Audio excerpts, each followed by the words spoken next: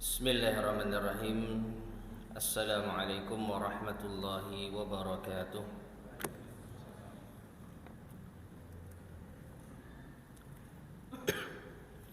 Innal hamdalillah nahmaduhu wa nasta'inuhu wa nastaghfiruh wa na'udzu billahi min shururi anfusina wa min sayyiati a'malina. من يهده الله فلا مضل له ومن يضلل فلا هادي له وأشهد أن لا إله إلا الله وحده لا شريك له وأشهد أن محمدا عبده ورسوله اللهم صل وسلم وبارك على نبينا محمد وعلى آله وأصحابه ومن تبعهم بإحسان إلى يوم الدين أما بعد. Ma'asyiral muslimin, para jemaah sekalian rahimani wa rahimakumullah. Alhamdulillah, pada kesempatan di malam hari ini kita bisa melanjutkan kembali kajian kita membahas kitab Ahaditsul Akhlaq yang disusun oleh Fadilatul Syekh Abdul Razzaq bin Abdul Muhsin Al-Abbad Al-Badr hafizahumallahu ta'ala. Dan pada kesempatan kali ini kita lanjutkan hadis, insyaallah hadis yang kelima di dalam pembahasan tentang silatul arham. Qala al-muallif hafizahullah wa an Abi Ayyub al-Ansari radhiyallahu anhu, dan dari sahabat Abu Ayyub al-Ansari radhiyallahu anhu, anna a'rabiyyan arada li Rasulillah sallallahu alaihi wasallam, bahwasanya ada seorang Arab Badui yang menghadap kepada Rasulullah sallallahu alaihi wasallam, wa huwa fi safarin, dan beliau saat sedang safar. Fa akhadha bi khitami naqatihi aw bi zimamiha, lalu Arab Badui ini memegang tali kekang dari untanya Nabi sallallahu alaihi wasallam atau tali kendalinya. Tsumma qala, kemudian Arab Badui ini berkata, "Ya Rasulullah," atau "Ya Muhammad," wahai Rasulullah atau wahai Muhammad. Ya, di antara kebiasaan Arab Badui adalah memanggil nama Nabi sallallahu alaihi wasallam secara langsung. Oleh karena itu disebutkan di dalam sebagian yaitu lafaz dengan ya Muhammad. Akhbirni bima yuqarribuni minal jannah wa ma yuba'iduni minan nar. Beritakan kepadaku apa yang bisa mendekatkanku ke surga dan apa yang bisa menjauhkanku dari neraka. Qala, maka Abu Ayyub Al-Ansari mengatakan, fakaffan Nabi sallallahu alaihi wasallam, maka Nabi sallallahu alaihi wasallam yaitu menahan diri sejenak. Thumma nadhara fi ashabihi, lalu beliau melihat ke arah para sahabatnya. Thumma qala, lalu beliau bersabda, laqad wuffiqa au laqad hudiya, sungguh orang ini telah mendapatkan taufik atau sungguh orang ini telah mendapatkan hidayah. Qala, Rasulullah sallallahu alaihi wasallam bertanya lagi, kaifa qulta, apa yang tadi kamu ucapkan? Apa yang tadi kamu tanyakan? Qala, maka kata sahabat Abu Ayyub Al-Ansari, fa'aada, maka orang Arab Badui itu mengulangi lagi pertanyaannya. Apa yang bisa mendekatkanku ke surga dan menjauhkanku dari neraka? Faqala an-nabiy sallallahu alaihi wasallam, maka Nabi sallallahu alaihi wasallam bersabda, ta'budullaha wa la tusyriku bihi syai'ah, engkau beribadah kepada Allah dan tidak mempersekutukannya dengan sesuatu pun. Wa tuqimus salata, dan engkau mengerjakan salat. Wa tu'tiz zakata, dan engkau menunaikan zakat. wa tasilur rahimah, dan engkau menyambung silaturahim. Ya. Nah, ini yang menjadi inti pembahasan kita. Di dalam hadis ini, inilah yang menjadi inti pembahasan kita sesuai dengan bab yang kelima ini, tentang keutamaan silaturahim. Kemudian Nabi SAW mengatakan, da'in naqah, lalu tinggalkan unta ini, biarkan unta ini. Maksudnya biarkan unta ini berjalan. Karena di awal hadis disebutkan bahwasanya orang Arab Badui ini apa? Memegang kendali tali untanya Rasulullah SAW. Jadi untanya tidak bisa apa? Berjalan. Oleh karena itu, ketika sudah selesai urusannya, maka Nabi meminta agar membiarkan unta ini berjalan. Muttafaqun alaih, hadis ini disepakati kesahihannya.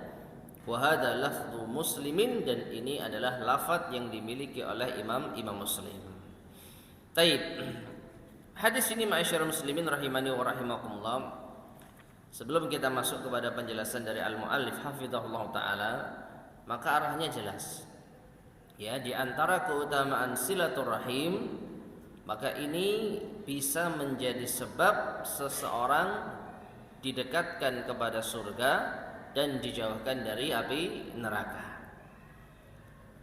Bahkan di dalam hadis ini silaturahim itu digandengkan dengan 3 rukun Islam. Yang pertama, beribadah kepada Allah, yaitu yang termasuk di dalam kandungan syahadat la ilaha illallah Muhammad Rasulullah. Dan yang kedua, mengerjakan salat. Yang ketiga, menunaikan zakat. Nabi SAW dalam momen ini tidak menyebutkan tentang puasa dan juga haji. Ya, bukan berarti rukun Islam itu ada perubahan. Tidak. Rukun Islam tetap seperti yang kita ketahui. Ya, selain syahadat, salat, puasa, selain syahadat, salat, zakat, puasa, haji. Tidak ada lagi rukun Islam. Hanya ini saja. Hanya saja dalam momen ini Nabi SAW ya ingin menyisipkan satu amalan yang tidak kalah pentingnya, meskipun bukan termasuk rukun Islam, yaitu menyambung silaturahim, menyambung tali kekerabatan. Taib. Sekarang mari kita simak penjelasan dari al-mu'allif Syekh Abdul Razak hafizahullahu taala. Beliau mengatakan hadza fihi hirsuhum 'alal khair. Di dalam hadis ini terdapat semangatnya mereka, yaitu para sahabat radhiyallahu taala anhum 'alal khairi, di atas kebaikan. Ya. Sedikit yaitu faedah dari penjelasan al-muallif hafizahullahu di sini. Beliau mengatakan hirsuhum, semangatnya mereka. Tentu yang dimaksud mereka adalah para sahabat radhiyallahu taala anhum. Namun kalau kita cermati di dalam hadis ini, maka pelaku dialog hanya 2, orang Arab Badui dan Nabi SAW. Lalu bagaimana Syekh kok mengatakan semangatnya mereka di atas kebaikan, alal khair? Ya, padahal lakon utama di dalam hadis ini adalah Arab Badui dan Rasulullah SAW. Para sahabat hanya menyaksikan. Maka wallahu a'lam bishawab, yang pertama yang mungkin bisa kita sedikit memberikan analisa, bahwasanya Arab Badui, meskipun dia seorang Arab Badui, kalau dia memenuhi persyaratan sebagai seorang sahabat, maka ia pun masuk dalam rombongan para sahabat. Itu siapa-siapa yang bertemu dengan Nabi SAW, beriman kepada beliau dan mati di atas keimanan, maka dia adalah seorang sahabat. Ya, mau Arab Badui, mau Arab bukan Badui, mau orang kota, mau orang desa, selama dia bertemu dengan Nabi SAW lalu beriman dengan beliau, bertemu tanpa beriman tidak ada gunanya. Ya, dan yang tidak kalah pentingnya mati di atas Islam, artinya tidak murtad. Nah, Arab Badui ini masuk dalam rombongan sahabat. Kenapa? Dia beriman kepada Nabi SAW. Ya, oleh karena itu ketika Al-Mu'allif mengatakan ini diantara semangatnya para sahabat, ya karena memang Arab Badui termasuk di kalangan para sahabat radhiyallahu taala anhum, sehingga sah-sah saja ketika menyebutkan satu orang dari kalangan sahabat, dalam hal ini Arab Badui, sebagai perwakilan dari semua sahabat. Jadi para sahabat termasuk Arab Badui ini antusias di dalam kebaikan. Ini analisa yang pertama. Yang kedua, para sahabat radhiyallahu anhum, katakanlah kita pisah, ini Badui, ini sahabat. Maka para sahabat radhiyallahu anhum itu tidak kalah pentingnya di dalam yaitu momen saat ini. Kenapa? Karena mereka ketika datang Arab Badui kepada Rasulullah SAW, maka di antara orang yang paling antusias para sahabat radhiyallahu taala. Mengapa demikian?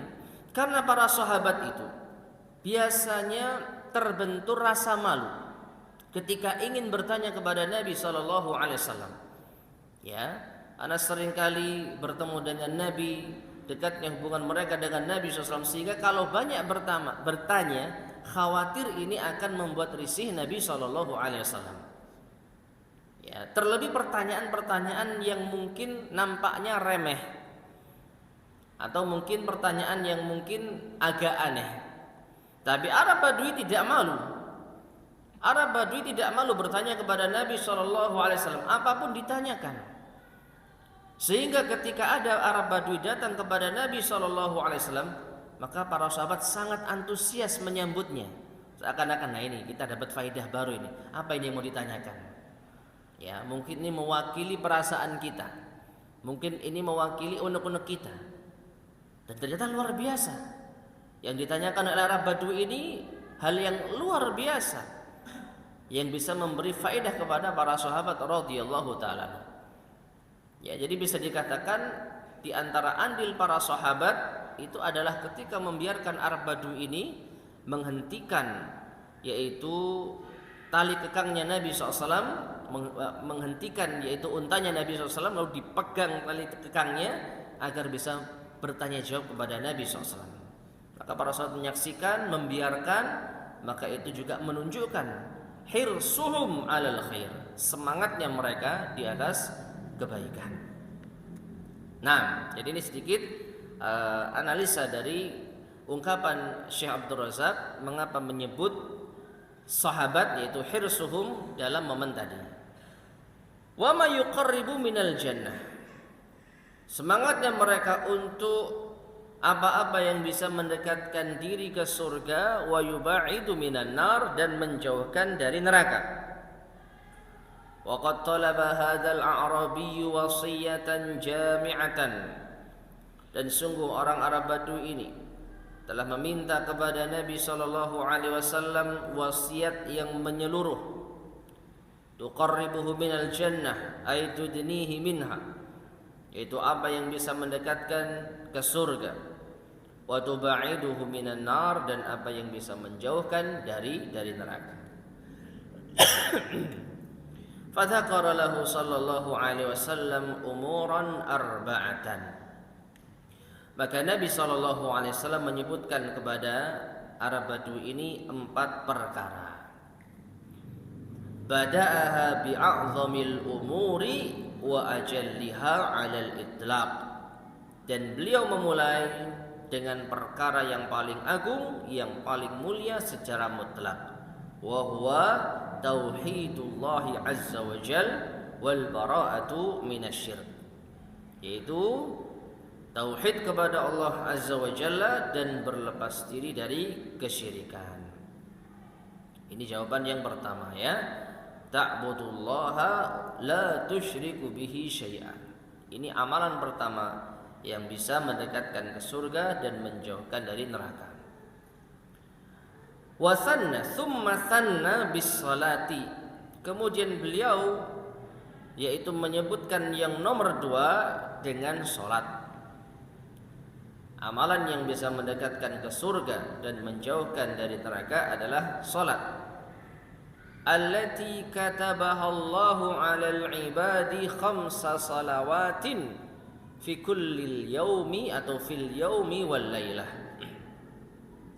Yang telah Allah wajibkan kepada hamba-hambanya 5 salat dalam sehari semalam. Wa hiya a'zamu faraidil islami ba'da tauhid. Dan salat adalah kewajiban Islam yang paling agung setelah tauhid. Ya. Tsumma zakat atau tsumma zakat. Kemudian beliau menyebutkan yang nomor 3, zakat. Wa hiya qarinatus salati fi kitabillahi azza wa jalla. Dan zakat ini merupakan yang menyertai salat di dalam kitabullah azza wa jalla. Banyak sekali perintah Allah Subhanahu wa taala yang mengaitkan antara salat dan zakat. Wa aqimus salata wa atuz zakata warka'u ma'ar raqiin. Dirikanlah salat, tunaikanlah zakat. Ya, dan rukuklah kalian bersama dengan orang-orang yang rukuk. Jadi banyak dijumpai di dalam ayat Al-Quran Allah gandengkan perintah salat dengan zakat. Nah, thumma dzakara silatar rahim atau thumma dzikra silatir rahim. Kemudian beliau menyebutkan yang keempat adalah silatur rahim, menyambung tali kekerabatan.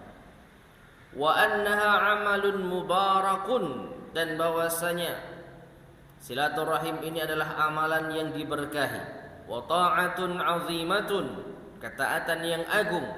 Tuqarribul 'abda minal jannati wa tuba'iduhu minan nar, yang bisa mendekatkan seorang hamba ke surga dan menjauhkannya dari neraka.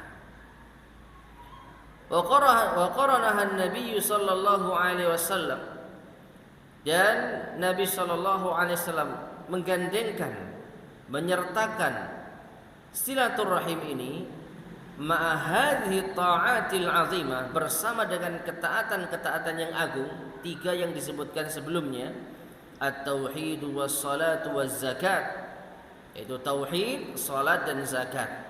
Wa yakfi hadza, maka cukuplah ini dalilan, sebagai dalil ala syarafi silaturrahim, atas kemuliaan silaturahim, wa azimi makanatiha minad din, dan agungnya kedudukannya di dalam agama. Ya. Nah, jadi ma'asyar muslimin rahimani wa rahimakumullah, sebagaimana yang tadi sempat kita isyaratkan, ya, bahwasanya keutamaan silaturahim yang bisa kita ambil faedahnya dari hadis ini, karena yang pertama di antara amalan yang bisa mendekatkan ke surga dan menjauhkan dari neraka. Ya, sebagaimana ini hal yang ditanyakan oleh Arab Badui tadi.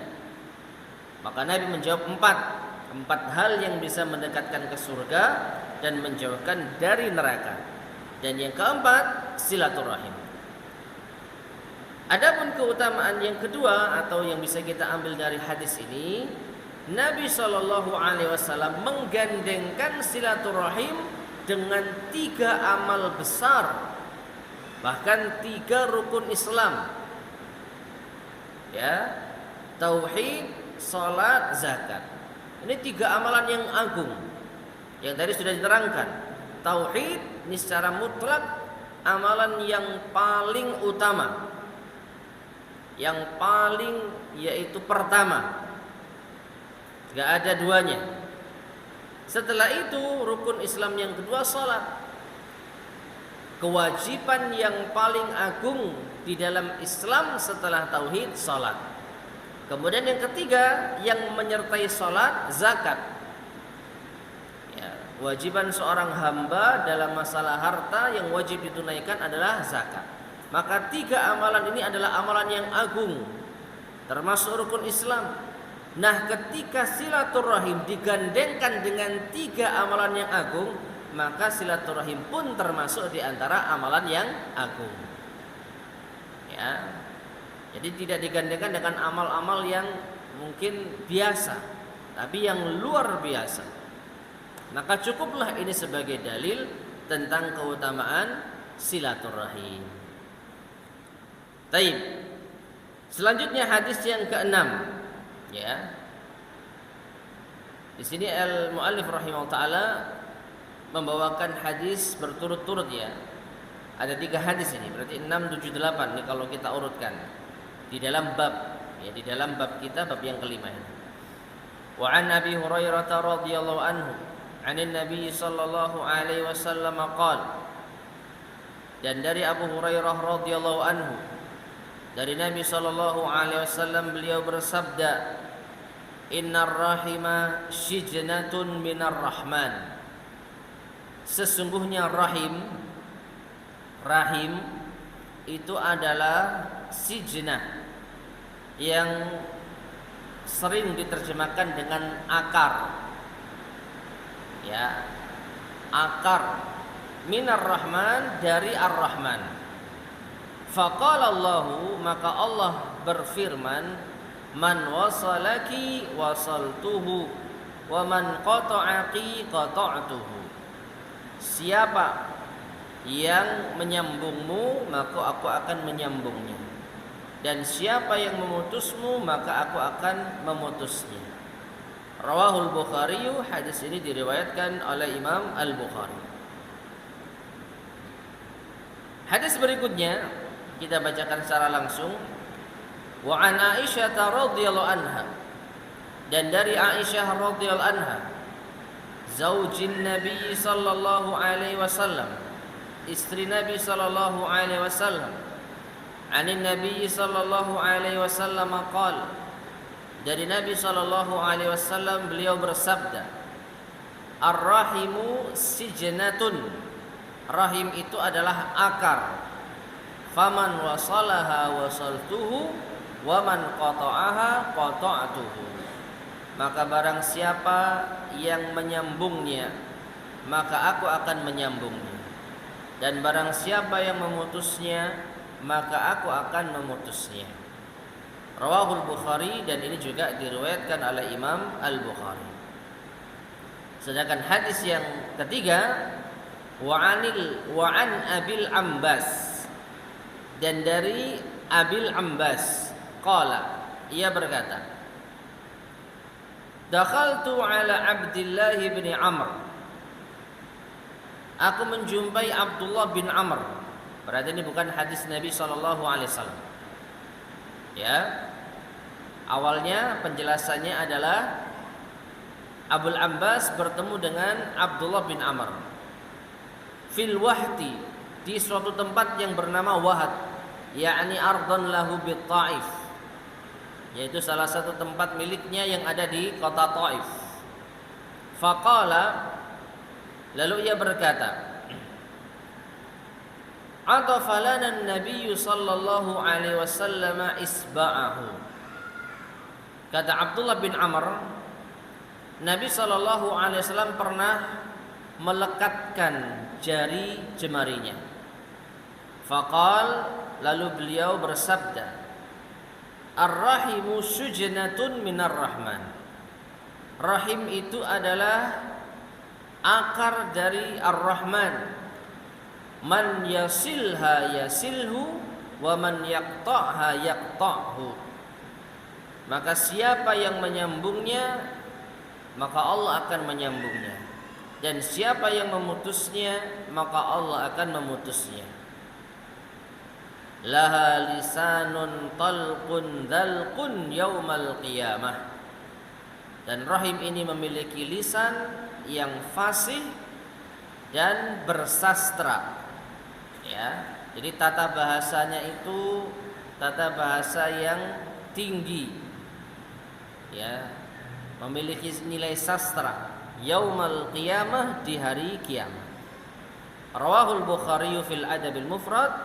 Hadis ini juga diriwayatkan oleh Imam Al-Bukhari di dalam Al-Adab Al-Mufrad. Taib. Para jamaah sekalian rahimani wa rahimakumullah, 3 hadis yang dibawakan oleh al-muallif hafizahullahu taala itu memiliki satu kesamaan, yaitu apa? Keutamaan orang yang menyambung rahim. Keutamaan orang yang menyambung tali kekerabatan, yaitu Allah akan menyambung dirinya. Dan sebaliknya, kerugian bagi orang yang memutus rahim, memutus tali kekerabatan, yaitu Allah akan memutusnya. Dan sudah kita terangkan makna Allah menyambungnya dan Allah memutusnya. Di antaranya adalah rahmat. Orang yang menyambung silaturahim, maka Allah akan merahmatinya. Dan orang yang memutus silaturahim, maka Allah akan memutusnya, itu Allah akan tidak merahmatinya. Dan ini sudah kita sampaikan penjelasannya pada hadis-hadis sebelumnya, persis, ya. Nah, sekarang kita baca penjelasan dari al-muallif hafizahullahu taala. Qauluhu, sabda Nabi sallallahu alaihi wasallam, sujnatun minar rahman. Dalam hadis itu, 3 hadis tadi disebutkan ada lafaz sujnatun minar rahman bi dhammi awwalihi wa bi kasrihi. Bisa dengan mendhammah huruf awalnya.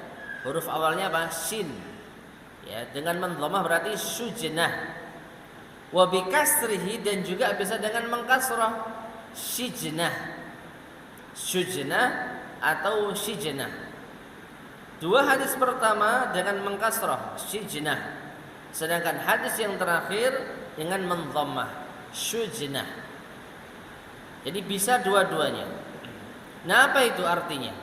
Tadi kita terjemahkan bebas dengan apa? Akar. Ya. Sering diterjemahkan di kitab-kitab terjemahan dengan akar. Nah, di sini saya menjelaskan asluhu, asal makna dari sujnah atau sijnah, istibaqul uruqi wal aghsani.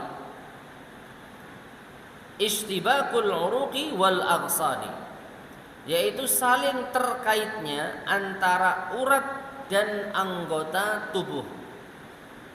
Ya. Jadi antara urat dan anggota tubuh itu saling terkait, saling mengikat, saling merekat.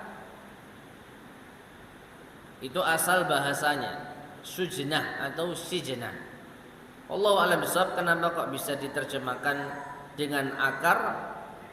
Ya mungkin dilihat dari makna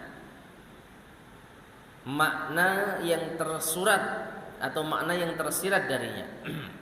Jadi karena saling terkaitnya antara urat dan anggota tubuh, maka ini bermakna ai akhdhu ismiha min hadzal ismi, yaitu Allah Subhanahu wa taala menjadikan nama Rahim itu diambil dari kata Ar-Rahman, dari nama Allah Subhanahu wa taala Ar-Rahman.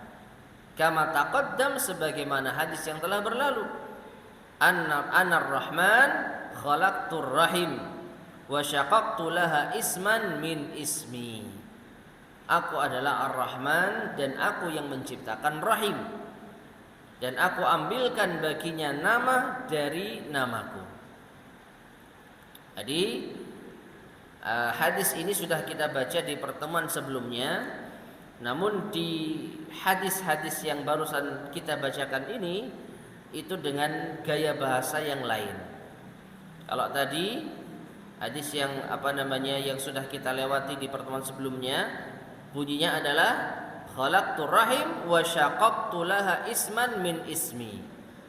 Kata Allah, aku yang menciptakan rahim dan aku ambilkan untuknya nama yang diambil dari namaku. Ya. Jadi rahim ini memiliki kaitan dengan nama Allah Ar-Rahman.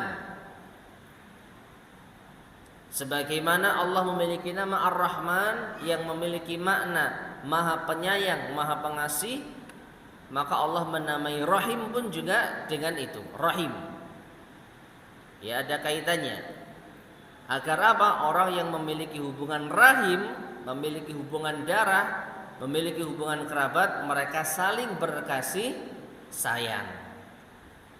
Nah, disitulah makanya Allah menamai Rahim, diambil dari kata Ar-Rahman. Adapun dalam 3 hadis yang tadi kita bacakan, itu dengan gaya bahasa Ar-Rahimu sijnatun minar Rahman. Rahim itu adalah akar kata atau asal kata dari Ar-Rahman. Taib, kemudian adapun makna kaitannya kenapa dalam hadis ini Allah Subhanahu wa taala mengungkapkan dengan sijnah atau sujnah. Maka dijelaskan oleh al-mu'allif hafizahullah taala, wal maknanya annaha atharun min atharir rahmah. Bahwa nama Rahim ini ya adalah pengaruh dari pengaruh rahmat Allah Subhanahu wa taala mushtabikatan biha, yang saling merekat, yang saling melekat dengannya. Yang tadi kita sampaikan, sujnah tadi itu secara bahasa dari apa itu? Istibakul uruqi wal aghsan, saling terkaitnya antara urat dan anggota tubuh. Ya. Jadi antara urat dan anggota tubuh itu apa? Melekat ya, tidak terpisah. Meskipun saling melilit. Ya, saling melilit. Kalau kita mungkin pernah melihat bagaimana rongga tubuh manusia, itu gambaran urat itu kan kayak jelimet gitu ya, kayak mengitari anggota tubuh. Nah, itu yang disebut musytabikah. Jadi merekat dan saling melilit. Jadi urat itu melilit anggota tubuh. Nah, dari situlah Allah Subhanahu wa taala menamakan Rahim. Kenapa? Karena hubungan rahim, hubungan kekerabatan itu harusnya menjadikan seseorang saling terikat. Antara dua orang yang saling memiliki hubungan kerabat, mereka harusnya saling terikat, saling menyatu. Tidak boleh diputus. Kalau sampai ada urat yang terputus dari anggota tubuh, bahaya. Maka ini bisa menjadikan tubuh itu cacat atau bahkan mungkin kematian. Demikian pula kalau ada dua anggota manusia, dua anggota keluarga yang terputus hubungannya, ini akan membahayakan mereka berdua. Makanya Allah Subhanahu wa taala di dalam hadis ini mengungkapkan dengan lafadz syujnah atau sijnah. Yang namanya orang punya hubungan kerabat harusnya ya seperti urat dengan anggota tubuh, saling mengitari, saling melekat. Jangan sampai putus. Ya. Nah, falqati'u laha, maka siapa yang memutusnya, qata'a an nafsihi baban aziman min abwabi naili rahmatillahi ta'ala. Siapa yang memutusnya, maka dia akan memutus dari dirinya sendiri pintu yang besar dari pintu-pintu untuk meraih rahmat Allah Ta'ala. Jadi ini yang tadi kita sempat jelaskan, makna Allah akan menyambung orang yang menyambung silaturahim adalah Allah akan apa? Merahmatinya. Dan siapa yang memutus silaturahim, maka Allah akan putuskan hubungan dengannya, yaitu akan Allah putuskan rahmat untuknya. Maka orang yang memutus silaturahim, maka dia terancam memutus pintu rahmat Allah kepada dirinya. Taib. Kemudian qauluhu, adapun hadis Nabi sallallahu alaihi wasallam yang terakhir tadi, Hadis yang ketiga tadi, yaitu Nabi SAW menjelaskan, la lisanun talqun. Rahim itu memiliki lisan yang talq, zalqun, yang zalq, yaumal qiyamah, pada hari kiamat. Ay taqumur rahimu yaumal qiyamati laha lisanun fasihun balighun. Yaitu rahim nanti pada hari kiamat bangkit dalam keadaan memiliki lisan yang fasih dari atau dan bersastra, lagi bersastra. Ya.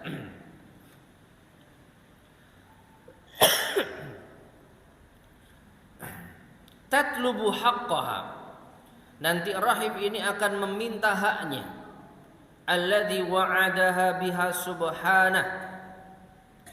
Alladzi wa'adaha bihi subhanahu, yang Allah janjikan, indama qamat min baini yadayhi atau baina yadayhi, ketika rahim itu bangkit di sisi Allah Subhanahu wa taala.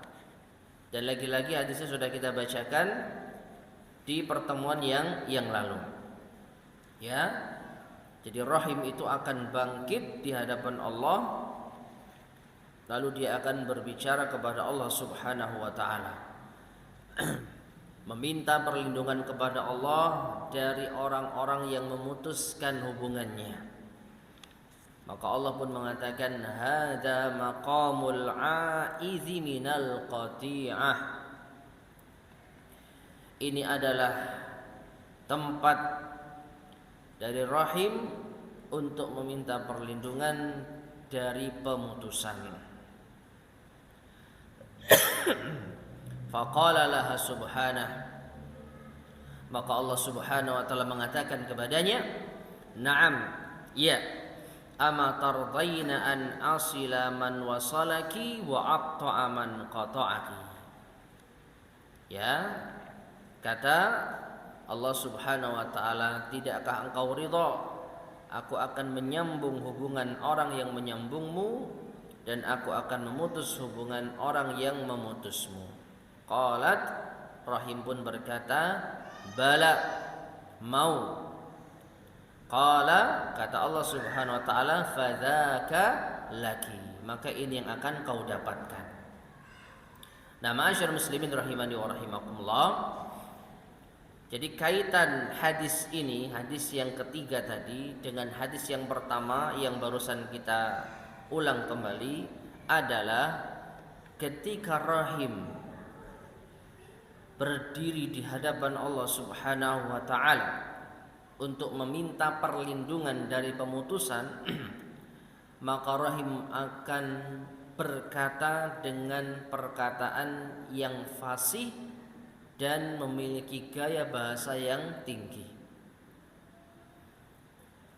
Ya. Jadi rahim akan bersaksi di hadapan Allah dengan bahasa yang fasih, lagi memiliki tingkat bahasa yang tinggi. Gaya bahasa yang tinggi. Nah, artinya ma'asyiral muslimin rahimani wa rahimakumullah.